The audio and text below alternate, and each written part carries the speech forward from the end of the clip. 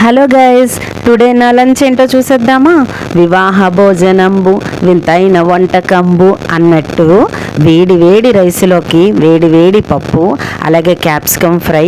ఇక్కడ పాపడ్స్ చూసారా ఎన్ని ఐటమ్స్ ఉన్నాయో. వరిపిండి వడియాలు, అలాగే ఇక్కడ సూజీతో చేసుకుంటారు కదా ఆ వడియాలు, రింగ్స్, పాపడ్స్, పెరుగు.